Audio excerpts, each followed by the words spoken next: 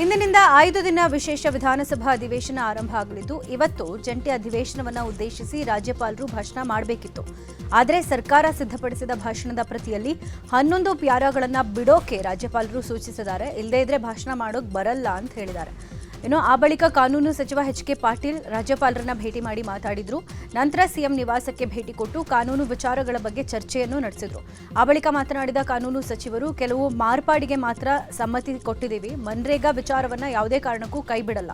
ರಾಜ್ಯದ ಹಿತ ಕಾಪಾಡೋ ಅಂಶವನ್ನ ನಾವು ಕೈಬಿಡುವ ಪ್ರಶ್ನೆನೇ ಇಲ್ಲ. 11 ಪ್ಯಾರಾಗಳಲ್ಲಿನ 7 ಅಂಶವನ್ನ ತಿದ್ದುಪಡಿ ಮಾಡೋಕೆ ತೀರ್ಮಾನ ಮಾಡಿದ್ದೀವಿ. ಇದನ್ನ ಸಿಎಂ ಕಾನೂನು ಸಲಹೆಗಾರ ಪೊನ್ನಣ್ಣನವರು ರಾಜ್ಯಪಾಲರಿಗೆ ಮಾಹಿತಿ ಕೊಡ್ತಾರೆ ಅಂತ ಹೇಳಿದ್ದಾರೆ. ನಿರ್ಣಯದಂತೆ ಸರ್ಕಾರದ ಕಾರ್ಯಕ್ರಮಗಳ ಬಗ್ಗೆ, ನಮ್ಮ ರಾಜ್ಯಕ್ಕೆ ಆಗಿರ್ತಕ್ಕಂಥ ಅನ್ಯಾಯದ ಬಗ್ಗೆ ನಾವು ಹೇಳಲೇಬೇಕಾದದ್ದು ನಮ್ಮ ಕರ್ತವ್ಯ. ಮಹಾತ್ಮ ಗಾಂಧಿ ಗ್ರಾಮೀಣ ಉದ್ಯೋಗ ಖಾತ್ರಿ ಯೋಜನೆಯ ಕಾನೂನಿನಂಥ ಮಹತ್ವದ ಕಾನೂನನ್ನು ರಿಪೀಲ್ ಮಾಡಿರೋದ್ರಿಂದ, ಅದನ್ನು ರದ್ದುಪಡಿಸಿರೋದ್ರಿಂದ ವಿ.ಬಿ. ಗ್ರಾಮ್ಜಿ ಕಾನೂನೇನಿದೆ ಅದನ್ನು ಸಹಿಸೋದಕ್ಕೆ ಸಾಧ್ಯ ಇಲ್ಲ. ಅದನ್ನು ರದ್ದುಪಡಿಸಬೇಕು. ನಮ್ಮ ರಾಜ್ಯದ ಧ್ವನಿಯಾಗಿ ರಾಜ್ಯ ಸರ್ಕಾರ ತಯಾರು ಮಾಡಿರ್ತಕ್ಕಂಥ, ಸಿದ್ಧಪಡಿಸಿರ್ತಕ್ಕಂಥ ಏನು ಭಾಷಣ ಇತ್ತು, ಆ ಭಾಷಣವನ್ನು ಸನ್ಮಾನ್ಯ ಘನವೆತ್ತ ರಾಜ್ಯಪಾಲರು ಓದಬೇಕು ಅಂತೇಳಿ ನಾವು ಬಯಸ್ತಾ ಇದ್ದೇವೆ. ರಾಜ್ಯಪಾಲರ ಭಾಷಣದಿಂದ ಸರ್ಕಾರ 7 ಅಂಶಗಳನ್ನು ತಿದ್ದುಪಡಿ ಮಾಡೋಕೆ ನಿರ್ಧಾರ ಮಾಡಿದ ವಿಚಾರವನ್ನ ಸಿಎಂ ಕಾನೂನು ಸಲಹೆಗಾರ ಪೊನ್ನಣ್ಣ ರಾಜ್ಯಪಾಲರಿಗೆ ತಿಳಿಸಿದ್ದಾರೆ. ಆ ಬಳಿಕ ಮಾತನಾಡಿದ ಅವರು, ರಾಜ್ಯಪಾಲರನ್ನ ಭೇಟಿ ಮಾಡಿದ್ದೀನಿ. ಸಿಎಂ ಹಾಗೂ ಕಾನೂನು ಸಚಿವರು ಚರ್ಚೆ ನಡೆಸಿರುವ ಕುರಿತು ರಾಜ್ಯಪಾಲರ ಗಮನಕ್ಕೆ ತಂದಿದ್ದೀವಿ. ನಾನೇ ಬಂದು ಜಂಟಿ ಅಧಿವೇಶನಕ್ಕೆ ರಾಜ್ಯಪಾಲರನ್ನ ಕರ್ಕೊಂಡು ಹೋಗ್ತೀನಿ. ಬೆಳಗ್ಗೆ 10:15ಕ್ಕೆ ಬರ್ತೀನಿ ಅಂತ ಹೇಳಿದ್ದಾರೆ. ಸಂವಿಧಾನ ಏನು ಹೇಳುತ್ತೆ, ತೀರ್ಪು ಏನಿದೆ ಅನ್ನೋದನ್ನ ತಿಳಿಸಿದ್ದೀನಿ. ಅಧಿವೇಶನಕ್ಕೆ ಬಂದೇ ಬರ್ತಾರೆ ಅನ್ನೋ ವಿಶ್ವಾಸ ಇದೆ. ಭಾಷಣದಲ್ಲಿ ಯಾವುದೇ ಬದಲಾವಣೆ ಮಾಡೋಕ್ಕಾಗಲ್ಲ, ಅದನ್ನೇ ಓದಬೇಕು ಅಂತ ಹೇಳಿದ್ದೀವಿ. ಕೆಲ ಬದಲಾವಣೆ ಮಾಡೋಕೆ ಹೇಳಿದ್ರು, ಅದು ಸಾಧ್ಯ ಇಲ್ಲ ಅಂತ ತಿಳಿಸಿದ್ದೀನಿ. ಇದು ರಾಜ್ಯಪಾಲರ ಸ್ವಂತ ಭಾಷಣ ಅಲ್ಲ, ಸರ್ಕಾರದ ನಿಲುವನ್ನ ಹೇಳೋ ಭಾಷಣ. ರಾಜ್ಯಪಾಲರ ಹುದ್ದೆಯಲ್ಲಿ ಇದ್ದು ಭಾಷಣ ಮಾಡಲೇಬೇಕು. ಸಂವಿಧಾನ ಇದನ್ನೇ ಹೇಳೋದು ಅಂತ ಹೇಳಿದ್ದಾರೆ. ಮುಖ್ಯಮಂತ್ರಿಗಳು ಕಾನೂನು ಸಚಿವರ ಜೊತೆ ಚರ್ಚೆ ಮಾಡಿರುವಂಥದ್ದನ್ನು ಮಾನ್ಯ ರಾಜ್ಯಪಾಲರಿಗೆ ಅವರ ಗಮನಕ್ಕೆ ತರುವಂಥ ಕೆಲಸವನ್ನು ಮಾಡಿದ್ದೀವಿ. ನಾಳೆ ಬೆಳಿಗ್ಗೆ 11 ಗಂಟೆಗೆ ಅಧಿವೇಶನಕ್ಕೆ ಬನ್ನಿ ಅಂತೇಳಿ ಆಹ್ವಾನವನ್ನು ಕೊಟ್ಟಿದ್ದೀನಿ. ನಾಳೆ ಅವ್ರನ್ನ ಬಂದು ಇಲ್ಲಿಂದ ಜಂಟಿ ಅಧಿವೇಶನಕ್ಕೆ ಕರ್ಕೊಂಡು ಹೋಗಲಿಕ್ಕೆ ನಾಳೆ ಬೆಳಿಗ್ಗೆ 10 ಗಂಟೆ 15 ನಿಮಿಷಕ್ಕೆ ಇಲ್ಲಿ ರಾಜಭವನಕ್ಕೆ ಬರ್ತೀನಿ. ಅವ್ರು ನಮ್ಮ ಜೊತೆ ಬರ್ತಾರೆ ಅಂತ ಹೇಳುವಂಥ ವಿಶ್ವಾಸ. ರಾಜ್ಯಪಾಲರಿಗೆ ನಾವು ಕೊಟ್ಟಿರುವಂಥ ಭಾಷಣ ಏನಿದೆ ಅದರಲ್ಲಿ ನಾವು ಏನು ಬದಲಾವಣೆ ಮಾಡಲಿಕ್ಕೆ ಆಗೋದಿಲ್ಲ. ನೀವು ಅದೇ ಭಾಷಣವನ್ನು ಓದಬೇಕು ಅಂತ ಅವರಲ್ಲಿ ನಾವು ಮನವಿ ಮಾಡಿದ್ವಿ. ಸಾಂವಿಧಾನಿಕವಾಗಿ ಏನು ಹೇಳ್ತದೆ, ಯಾವ ರೀತಿಯಾದಂಥ ಕಾನೂನು ಇದೆ ಮತ್ತು ತೀರ್ಪುಗಳೇನಿದೆ, ಇದೆಲ್ಲವನ್ನು ಕೂಡ ಅವ್ರಿಗೆ ಗಣನೆಗೆ ತಂದಿದ್ದೀವಿ. ಅವರು ನಾಳೆ ಬೆಳಿಗ್ಗೆ 11 ಗಂಟೆಯ ಜಂಟಿ ಅಧಿವೇಶನಕ್ಕೆ ಬರ್ತಾರೆ ಅಂತ ಹೇಳುವಂಥ ಪೂರ್ಣ ವಿಶ್ವಾಸ ಇದೆ. ಬಂದೇ ಬರ್ತಾರೆ ಅವರು. ಸಂವಿಧಾನ ಕೂಡ ಅದೇ. ರಾಜ್ಯ ಸರ್ಕಾರ ಮತ್ತು ರಾಜ್ಯಪಾಲರ ನಡುವಿನ ಬಿಕ್ಕಟ್ಟಿನ ಬಗ್ಗೆ ವಿಪಕ್ಷ ನಾಯಕ ಆರ್. ಅಶೋಕ್ ಪ್ರತಿಕ್ರಿಯೆ ಕೊಟ್ಟಿದ್ದಾರೆ. ಈ ಬೆಳವಣಿಗೆಗೆ ಕಾರಣ ಕಾಂಗ್ರೆಸ್ ಸರ್ಕಾರ. ಅಧಿವೇಶನದಲ್ಲಿ ರಾಜ್ಯಪಾಲರ ಭಾಷಣಕ್ಕೆ ಅದರದ್ದೇ ಆದ ಗೌರವ ಇದೆ. ರಾಜ್ಯಪಾಲರು ಅಧಿವೇಶನದ ಭಾಷಣ ಅವರ ಹಕ್ಕು, ಹೀಗೇ ಓದಬೇಕು ಅಂತ ಸಂವಿಧಾನದಲ್ಲಿ ಎಲ್ಲೂ ಇಲ್ಲ.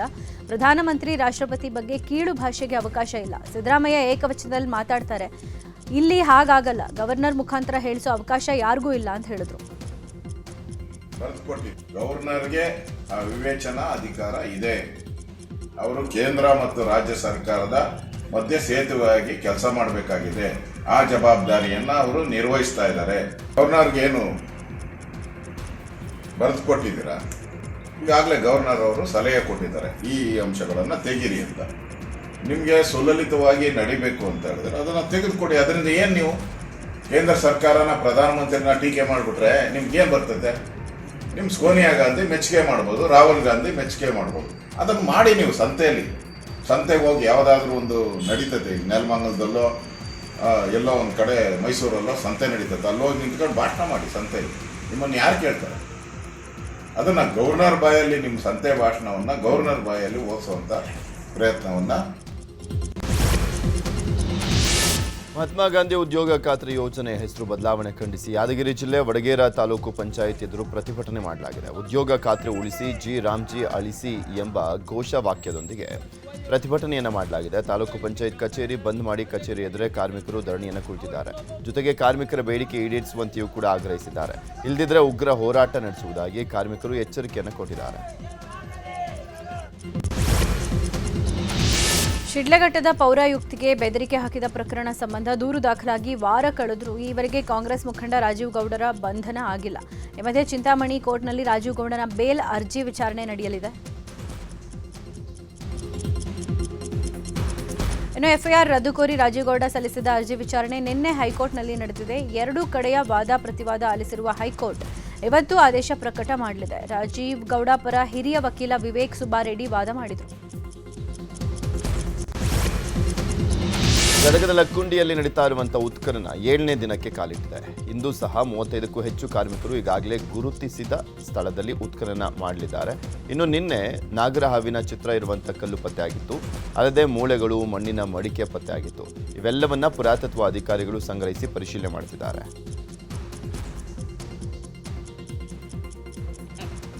ಸುಮಾರು 25 ಮಕ್ಕಳ ಜೊತೆಗೆ ಹಾಗೂ 3-4 ಜನ ಶಿಕ್ಷಕ ಮತ್ತು ಶಿಕ್ಷಕರ ಜೊತೆಗೆ ನಾವು ಲಕ್ಕುಂಡಿ, ಹಂಪೆ ಮತ್ತು ಕೊಪ್ಪಳ ಪ್ರವಾಸದ ಅಂಗವಾಗಿ ಪ್ರಥಮ ಬಾರಿಗೆ ನಾವು ಲಕ್ಕುಂಡಿಗೆ ಆಗಮಿಸಿದ್ದೇವೆ. ಶ್ರೀ ಕೋಟೆ ವೀರಭದ್ರೇಶ್ವರ ದೇವಸ್ಥಾನದಲ್ಲಿ ಮಕ್ಕಳಿಗೆ ಇತಿಹಾಸವನ್ನು ತಿಳಿಸಿಕೊಡಲು ಉತ್ಖನನ ಅಂದರೆ ಏನು, ಯಾವ ರೀತಿಯಾಗಿ ಇಲ್ಲಿ ಮಾಡ್ತಾರೆ, ಉತ್ಖನನ ಮಾಡೋದ್ರಿಂದ ಯಾವ್ಯಾವ ವಸ್ತುಗಳನ್ನು ದೊರೆಯಬಹುದು ಎಂಬುದನ್ನು ತಿಳಿಸಿಕೊಡಲು ಖುದ್ದಾಗಿ ನಾವು ದೂರದಲ್ಲಿ ನಿಂತುಕೊಂಡು ಆ ಉತ್ಖನನ ಕಾರ್ಯ ನಡೆಯುವ ಸ್ಥಳಕ್ಕೆ ಆಗಮಿಸಿದ್ದೀವಿ.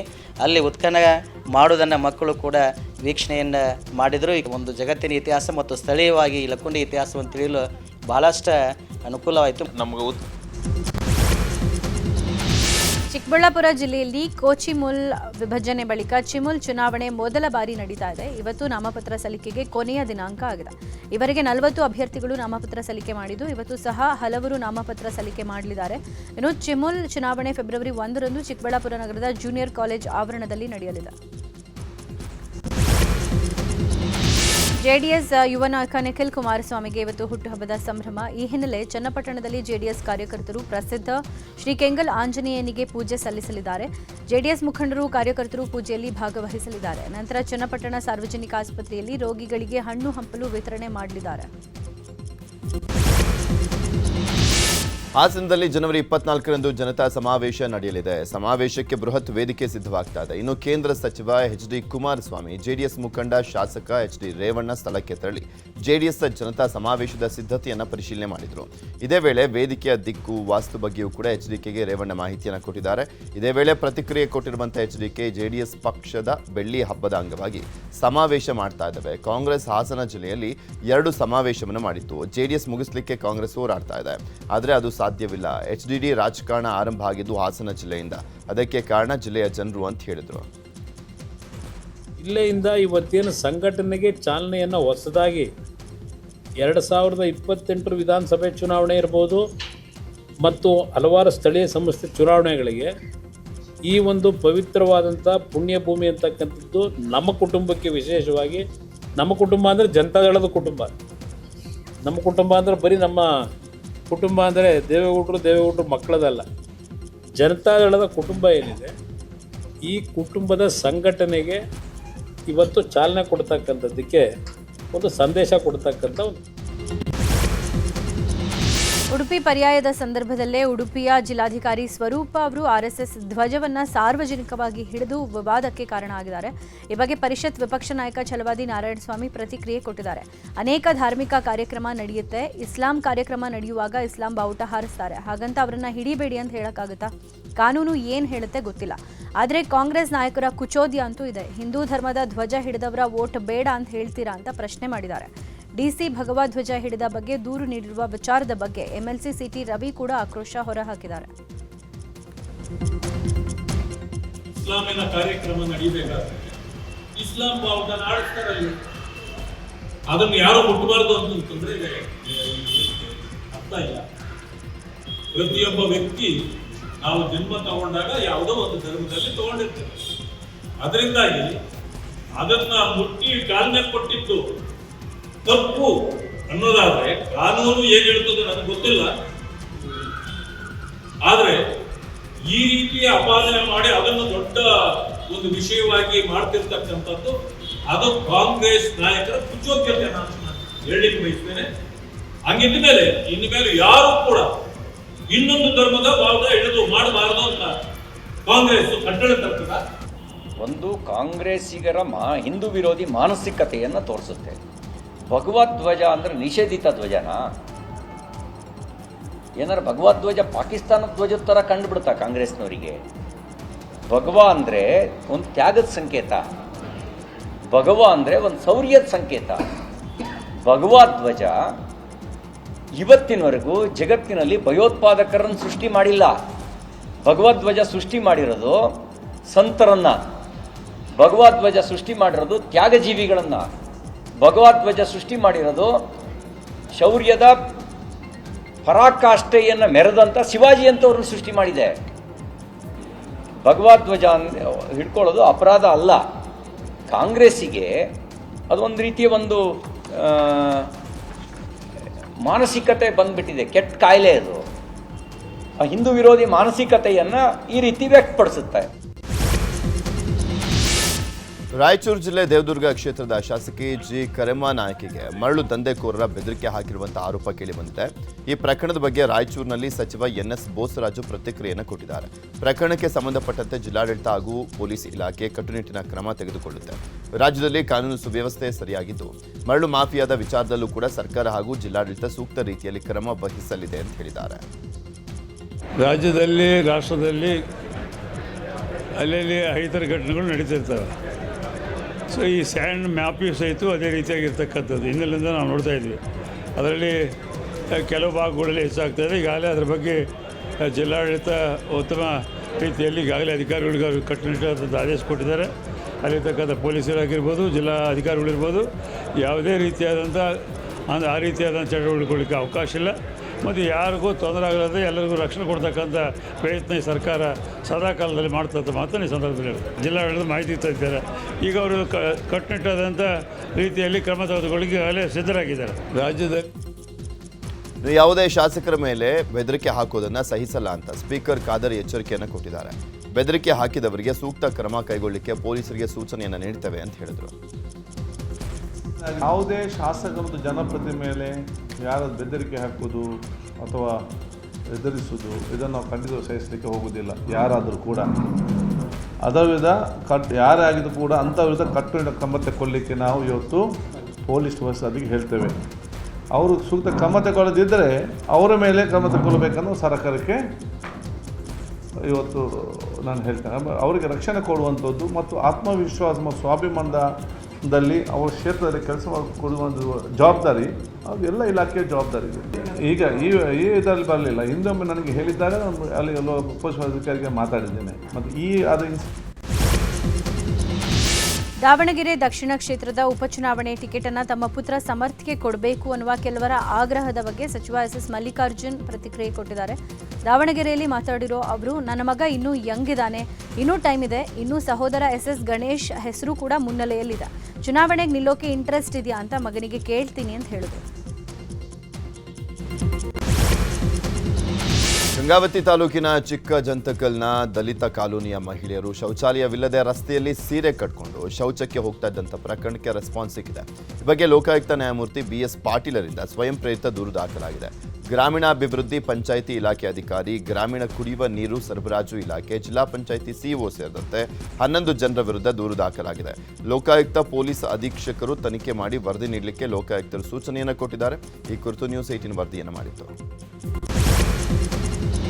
ಚಿತ್ರದುರ್ಗ ಜಿಲ್ಲೆಯಲ್ಲಿ ಕುರಿ ಕದ್ದು ಪರಾರಿಯಾಗಿದ್ದಂಥ ಕಳ್ಳರನ್ನ ನಾಯಕನಹಟ್ಟಿ ಪೊಲೀಸರು ಬಂಧಿಸಿದ್ದಾರೆ. ಚಳ್ಳಕೆರೆ ತಾಲೂಕಿನ ಕಾರ್ತಿಕೇನಹಟ್ಟಿ ಗ್ರಾಮದ ನಾಗರಾಜ ಎಂಬುವರ ದೊಡ್ಡಿಯಲ್ಲಿದ್ದಂಥ ಕುರಿಗಳನ್ನು ಕಳ್ಳರು ರಾತ್ರೋರಾತ್ರಿ ಕದ್ದು ಪರಾರಿಯಾಗಿದ್ದರು.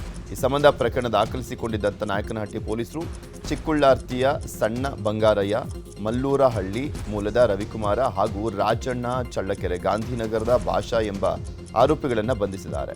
ಬಂಧಿತರು ಕೃತ್ಯಕ್ಕೆ ಬಳಸಿದಂಥ ಗೂಡ್ಸ್ ವಾಹನ ವಶಕ್ಕೆ ಪಡೆದು 45,000 ಹಣ ರಿಕವರಿ ಮಾಡಿದ್ದಾರೆ.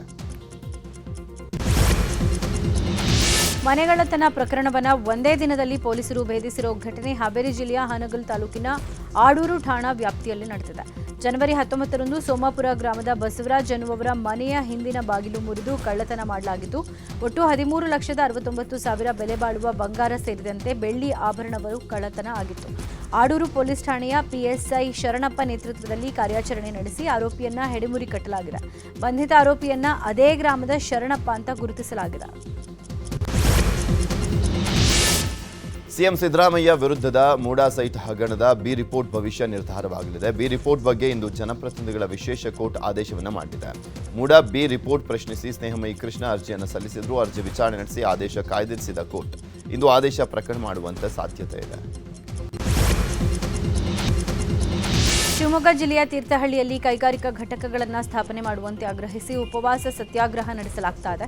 ತೀರ್ಥಹಳ್ಳಿ ತಾಲೂಕು ಕಚೇರಿ ಮುಂಭಾಗ ಕಾರ್ಮಿಕ ಹಿತರಕ್ಷಣಾ ಸಂಘದ ಅಧ್ಯಕ್ಷ ಮಂಜುನಾಥ್ ಡಿ ಗೌಡ ಆಮರಣಾಂತ ಉಪವಾಸ ಸತ್ಯಾಗ್ರಹ ನಡೆಸ್ತಾ ಇದ್ದಾರೆ.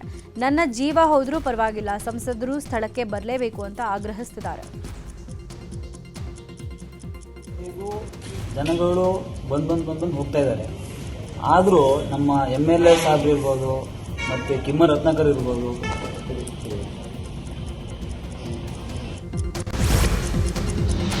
ಮಾಲೂರು ಶಾಸಕ KY ನಂಜೇಗೌಡರ ಜನಸಂಪರ್ಕ ಸಭೆಯಲ್ಲಿ ಮಹಿಳೆಯೊಬ್ಬರು ಅಕ್ರಮ ಮದ್ಯ ಮಾರಾಟದ ಬಗ್ಗೆ ಆಕ್ರೋಶ ಹೊರಹಾಕಿದ್ದಾರೆ.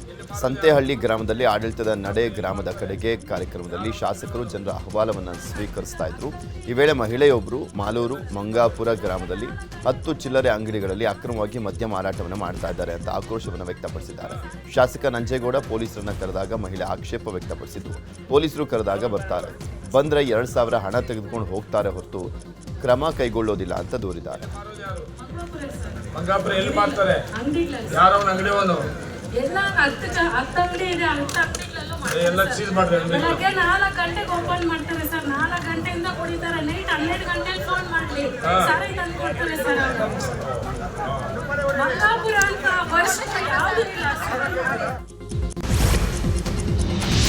BSNL ನೆಟ್ವರ್ಕ್ ಸಮಸ್ಯೆಯಿಂದ ತೊಂದರೆ ಅನುಭವಿಸುವಂತಾಗಿದೆ ಅಂತ ಶಿವಮೊಗ್ಗ ಜಿಲ್ಲೆ ಹೊಸನಗರ ತಾಲೂಕಿನ ಹುಂಚ ಗ್ರಾಮದ ಜನ ಆಕ್ರೋಶ ವ್ಯಕ್ತಪಡಿಸಿದ್ದಾರೆ. ನಿರಂತರ ಬ್ರಾಡ್ಬ್ಯಾಂಡ್ ಮತ್ತು ಮೊಬೈಲ್ ನೆಟ್ವರ್ಕ್ ವ್ಯತ್ಯಯಗಳ ನಡುವೆಯೂ ಸಮಸ್ಯೆ ಬಗೆಹರಿಸುವಲ್ಲಿ ಸಂಬಂಧಪಟ್ಟ ಅಧಿಕಾರಿಗಳು ನಿರ್ಲಕ್ಷ್ಯ ವಹಿಸುತ್ತಿದ್ದಾರೆ ಅಂತ ಆಕ್ರೋಶ ಹೊರಹಾಕಿದ್ದಾರೆ. BSNL ಪ್ರತಿಕೃತಿಯ ಮೇಲೆ ಭಾವಪೂರ್ಣ ಶ್ರದ್ಧಾಂಜಲಿ ಅನ್ನೋ ಫ್ಲೆಕ್ಸ್ ಅಳವಡಿಸಿ ಪ್ರತಿಭಟನೆ ನಡೆಸಿದ್ದಾರೆ. 200 ಕೋಟಿ ಮೊತ್ತದ ಶ್ರೀ ಕರಿಸಿದ್ದೇಶ್ವರ ಏತ ನೀರಾವರಿ ಯೋಜನೆಯನ್ನ ತಂದ ಕುಡುಚಿ ಶಾಸಕ ಮಹೇಂದ್ರ ತಮ್ಮಣ್ಣವರಿಗೆ ರೈತರು 2 ಎತ್ತು ಹಾಗೂ ಬಂಡಿಯನ್ನ ಕೊಡುಗೆಯಾಗಿ ಕೊಟ್ಟಿದ್ದಾರೆ. ಬೆಳಗಾವಿ ಜಿಲ್ಲೆ ರಾಯಬಾಗ ತಾಲೂಕಿನ ಅಲಕನೂರ ಗ್ರಾಮ ಸೇರಿದಂತೆ ಒಟ್ಟು 22 ಹಳ್ಳಿಗಳ 9,000 ಹೆಕ್ಟೇರ್ ಪ್ರದೇಶಕ್ಕೆ ನೀರು ಕೊಡುವಂತ ಯೋಜನೆ ಇದಾಗಿದ್ದು, ಕಳೆದ 16 ವರ್ಷಗಳಿಂದ ಯೋಜನೆಗಾಗಿ ರೈತರು ಬೇಡಿಕೆ ಇಟ್ಟಿದ್ರು. ಸದ್ಯ ಯೋಜನೆ ಜಾರಿಗೆ ಸರ್ಕಾರ ಗ್ರೀನ್ ಸಿಗ್ನಲ್ ಕೊಟ್ಟಿದ್ದು, ಬೇಡಿಕೆ ಈಡೇರಿದ ಹಿನ್ನೆಲೆಯಲ್ಲಿ ರೈತರು ಸಂತಸದಿಂದ 2 ಎತ್ತು ಹಾಗೂ ಎತ್ತಿನ ಬಂಡಿಯನ್ನ ಕೊಡುಗೆಯಾಗಿ ಕೊಟ್ಟಿದ್ದಾರೆ.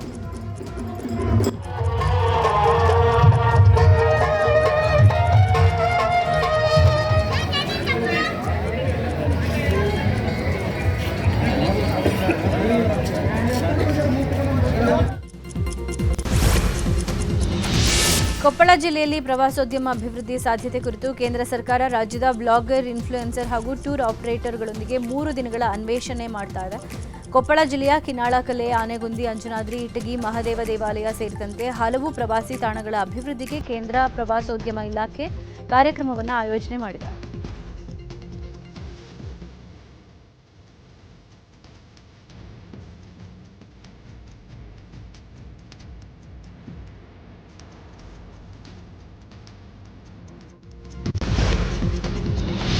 ಫೆಬ್ರವರಿ 5ರಿಂದ 7ರವರೆಗೆ 3 ದಿನಗಳ ಕಾಲ ರಾಯಚೂರು ಉತ್ಸವಕ್ಕೆ ಜಿಲ್ಲಾಡಳಿತ ಭರ್ಜರಿ ತಯಾರಿಯನ್ನು ಮಾಡಿಕೊಂಡಿದೆ. ತುಂಬಾ ವರ್ಷಗಳ ಬಳಿಕ ರಾಯಚೂರಲ್ಲಿ ಉತ್ಸವ ನಡೀತಾ ಇದ್ದು, ಇದಕ್ಕಾಗಿ 2 ದಿನಗಳ ಕಾಲ ಹಲವು ಸಾಂಸ್ಕೃತಿಕ ಕಾರ್ಯಕ್ರಮಗಳನ್ನು ಆಯೋಜನೆ ಮಾಡಲಾಗಿದೆ. ಮಕ್ಕಳ ಉತ್ಸವ, ಮತ್ಸ್ಯ ಮೇಳ ಆಯೋಜನೆ ಮಾಡಲಾಗಿದೆ. ಸಣ್ಣ ನೀರಾವರಿ ವಿಜ್ಞಾನ ಮತ್ತು ತಂತ್ರಜ್ಞಾನ ಸಚಿವ NS ಬೋಸರಾಜು ಮಾತನಾಡಿ, ಜಿಲ್ಲಾ ಉತ್ಸವಕ್ಕೆ ಜನರ ಸ್ಪಂದನೆ ಚೆನ್ನಾಗಿದೆ ಅಂತ ಹೇಳಿದ್ದಾರೆ. ಬೆಂಗಳೂರು ದಕ್ಷಿಣ ಜಿಲ್ಲೆಯ ಚನ್ನಪಟ್ಟಣದಲ್ಲಿ ಇದೇ 23, 24, 25ರಂದು 3 ದಿನಗಳ ಕಾಲ ಬೊಂಬೆ ನಾಡ ಗಂಗೋತ್ಸವ ನಡೆಯಲಿದೆ ಅಂತ ಕಾಂಗ್ರೆಸ್ ಮುಖಂಡ ದೂಂತೂರು ವಿಶ್ವನಾಥ್ ಚನ್ನಪಟ್ಟಣದಲ್ಲಿ ಸುದ್ದಿಗೋಷ್ಠಿ ನಡೆಸಿ ತಿಳಿಸಿದ್ದಾರೆ. DKS ಚಾರಿಟಬಲ್ ಟ್ರಸ್ಟ್ ಸಹಯೋಗದೊಂದಿಗೆ ಈ ಕಾರ್ಯಕ್ರಮ ನಡೆಯಲಿದ್ದು, ಕ್ರೀಡೆ, ಸಾಹಿತ್ಯ, ಸಾಂಸ್ಕೃತಿಕ ಕಾರ್ಯಕ್ರಮಗಳು ನಡೆಯುತ್ತೆ ಅಂತ ತಿಳಿಸಿದರು. ಶಾಸಕ ಸಿಪಿ ಯೋಗೇಶ್ವರ್ ಅಧ್ಯಕ್ಷತೆ ವಹಿಸಿದ್ದು ಮಾಜಿ ಸಂಸದ ಡಿಕೆ ಸುರೇಶ್ ಮಾರ್ಗದರ್ಶನದಲ್ಲಿ ಎಲ್ಲಾ ಕಾರ್ಯಕ್ರಮಗಳು ಜರುಗಲಿವೆ. ಈಗಾಗಲೇ ಮಾಗಡಿಯಲ್ಲಿ ಕೆಂಪೇಗೌಡ ಉತ್ಸವ, ರಾಮನಗರದಲ್ಲಿ ರಾಮೋತ್ಸವ ಅದ್ದೂರಿಯಾಗಿ ನಡೆದಿದ್ದು, ಈಗ ಚನ್ನಪಟ್ಟಣದಲ್ಲಿ ಬೊಂಬೆನಾಡ ಗಂಗೋತ್ಸವ ನಡೆಯಲಿದೆ. ಕಾರ್ಣಿಕ ಪುರುಷರಾದ ಕೋಟಿ ಚೆನ್ನಯ್ಯ ಹಾಗೂ ದೇಯಿ ಬೈದತಿಯ ಜನ್ಮಸ್ಥಳ ಉಡುಪಿಯ ಪಡುಮಲೆಯಲ್ಲಿ ವಿಶೇಷ ಪೂಜೆ ಮತ್ತು ದೀಪೋತ್ಸವ ಕಾರ್ಯಕ್ರಮ ನಡೆಯಲಿದೆ. ಜನವರಿ 24ರಂದು ಪಡುಮಲೆ ಕೋಟಿ ಚೆನ್ನಯ್ಯ ಜನ್ಮಸ್ಥಾನ ಸಂಚಲನ ಟ್ರಸ್ಟ್ ಆಶ್ರಯದಲ್ಲಿ ಕಾರ್ಯಕ್ರಮ ಹಮ್ಮಿಕೊಳ್ಳಲಾಗಿದೆ ಅಂತ ಟ್ರಸ್ಟ್ ಅಧ್ಯಕ್ಷ ಹರಿಕೃಷ್ಣ ಬಂಟ್ವಾಳ್ ಮಾಹಿತಿ ಕೊಟ್ಟಿದ್ದಾರೆ. ಇನ್ನು ಇತಿಹಾಸ ಪ್ರಸಿದ್ಧ ಪುತ್ತೂರು ಶ್ರೀ ಮಹಾಲಿಂಗೇಶ್ವರ ದೇಗುಲದ ದೇವರ ಮಾರುಗದ್ದೆಯಲ್ಲಿ 33ನೇ ವರ್ಷದ ಕೋಟಿ ಚೆನ್ನಯ್ಯ ಜೋಡುಕರೆ ಕಂಬಳ ಜನವರಿ 24 ಮತ್ತು 25ರಂದು ನಡೆಯಲಿದೆ. ಈ ಬಾರಿ ಕಂಬಳದಲ್ಲಿ 200ಕ್ಕಿಂತಲೂ ಹೆಚ್ಚು ಜೋಡಿ ಕೋಣಗಳು ಭಾಗವಹಿಸಲಿವೆ. ಉತ್ತರ ಕರ್ನಾಟಕದ ಆರಾಧ್ಯ ದೈವ ಸಿದ್ಧಾರೂಢ ಮಠಕ್ಕೆ ಕೊಪ್ಪಳ ಗವಿಸಿದ್ದೇಶ್ವರ ಮಠದ ಅಭಿನವ ಗವಿಸಿದ್ದೇಶ್ವರ ಮಹಾಸ್ವಾಮಿಗಳು ಭೇಟಿಯನ್ನು ನೀಡಿದರು. ಸಿದ್ಧಾರೂಢರು ಮತ್ತು ಗುರುನಾಥ ರೂಢರ ದರ್ಶನ ಪಡೆದ ಸ್ವಾಮಿಗಳು ವಿಶೇಷ ಪೂಜೆಯನ್ನು ಸಲ್ಲಿಸಿದರು. ಸಿದ್ಧಾರೂಢರು ಕುಳಿತುಕೊಳ್ತಾ ಇದ್ದಂಥ ಪೀಠ, ಬಳಸ್ತಾ ಇದ್ದಂಥ ಸಲಕರಣೆಗಳ ದರ್ಶನವನ್ನು ಪಡೆದರು. ಆನಂತರ ಪ್ರಸಾದ ಸಿದ್ಧಪಡಿಸುವ ಅಡುಗೆ ಕೋಣೆಗೂ ಕೂಡ ಭೇಟಿಯನ್ನು ಕೊಟ್ಟರು. ಈ ವೇಳೆ ಮಠದ ಆಡಳಿತ ಮಂಡಳಿ ವತಿಯಿಂದ ಶ್ರೀಗಳನ್ನು ಸನ್ಮಾನಿಸಿ ಗೌರವಿಸಲಾಯಿತು. ಟ್ರಸ್ಟ್ ಕಮಿಟಿ ಅಧ್ಯಕ್ಷ ಚನ್ನವೀರ ಮುಂಗರವಾಡಿ ಮತ್ತಿತರರು ಉಪಸ್ಥಿತರಿದ್ದರು. ಕಲಬುರಗಿಯಲ್ಲಿ ನಿಜ ಶರಣ ಅಂಬಿಗರ ಚೌಡಯ್ಯ ಅವರ 906ನೇ ಜಯಂತ್ಯೋತ್ಸವ ಆಚರಣೆ ಮಾಡಲಾಗಿದೆ. ಈ ವೇಳೆ ಹೆಲಿಕಾಪ್ಟರ್ನಿಂದ ಗುಲಾಬಿ ಹೂಗಳ ಪುಷ್ಪ ವೃಷ್ಟಿ ಮಾಡಲಾಯಿತು. ಅದಕ್ಕೂ ಮೊದಲು ನಗರದ ನಗರೇಶ್ವರ ಶಾಲೆಯಿಂದ ಜಗತ್ ವೃತ್ತದವರೆಗೂ ಅಂಬಿಗರ ಚೌಡಯ್ಯನವರ ಭಾವಚಿತ್ರವಿಟ್ಟು ಮೆರವಣಿಗೆ ಮಾಡಲಾಗಿದೆ. ಮೆರವಣಿಗೆಯಲ್ಲಿ ವಿವಿಧ ಕಲಾ ತಂಡಗಳು ಭಾಗಿಯಾಗಿದ್ದವು.